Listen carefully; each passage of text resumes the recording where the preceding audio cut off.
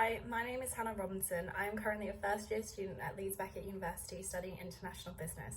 And today I'm going to talk to you about my buyer behaviour. I'm going to be explaining the purchase of my product using the customer proposition acquisition theory. So the first one is what I actually brought. So the product that I brought and what I'm going to be talking about is the Apple MacBook Air, the 2017 version. I recognised that I needed this product because I was about to go into university and I needed a laptop that was going to be easy for me to use and one that I could use for the entire time because it was going to be the one that I was going to do all my work on. Before I purchased the product and decided on the actual product, I did an information search. So I knew that I wanted to buy an Apple laptop. So I had to look up whether I was going to buy it from the actual Apple store and buy it from a different store that sells those laptops. I also had to look at whether there would be any discount, and I also spoke to different family and friends that I knew had Apple laptops and looked at their recommendations. And after doing this information search, I then had to evaluate which store I was actually going to get it from.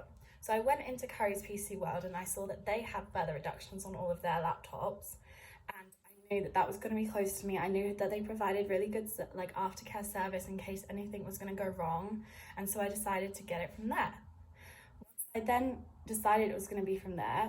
I then had to decide what actual laptop I was going to get. So for me, price was a really important factor, and I knew that I wanted it to be the cheapest one possible because it happened to be the MacBook Air 2017 version because it was an older version and it didn't have all the latest updates in terms of a fingerprint access, but I didn't necessarily care about that at this time.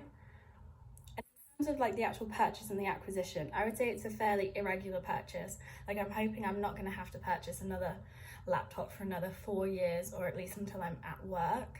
And in terms of the risk, it's a fairly high risk because when it comes to laptops, there's lots of technological things that you need to think about, and it can be damaged. After I bought the laptop, I then reevaluated, and I've decided that I would definitely repurchase the brand again. Apple is one of my favorite brands, and hopefully I probably won't repurchase this exact same laptop because I'm hoping the next time I purchase a laptop, it will be when I'm at work and I'll be able to get some of the latest technological features that at this time wasn't a factor. In terms of my intention to buy and what influenced that, I'm going to be talking about the theory of planned behaviour. I'm going to insert a picture on the screen now.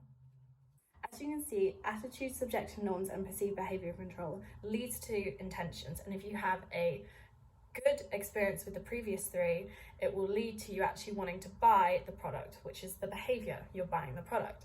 So for me, the attitude, I had an extremely positive attitude of Apple as a brand, and I needed a laptop, and everyone around me was always telling me to get one, and I felt a little bit weird with my Windows because it wasn't what everyone else had, which is subjective norms, which is the second point. Like I said, seemingly everyone around me had a MacBook or an Apple laptop, and having one would let me fit in, and subconsciously that was a thought. Perceived behavioural control was the real big one for me. I had a Apple phone and an iPad, so having a laptop that would allow me to transfer things between very easily was going to be a lot easier for me and a lot better as well. So because I had a 3 positive experience, that led to my intention, which led to me actually buying the product. Theory of planned behaviour shows why it made sense for me to purchase that particular brand and that particular laptop.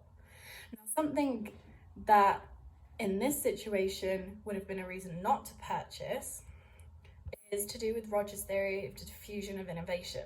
Now, this theory, which I will insert a picture of here, shows that people tend to purchase very early on because that's when it's the most desirable, it's new, you don't really know what it's about, it's something that no one's ever really seen before, so you're going to want to purchase it so you can be ahead of the game.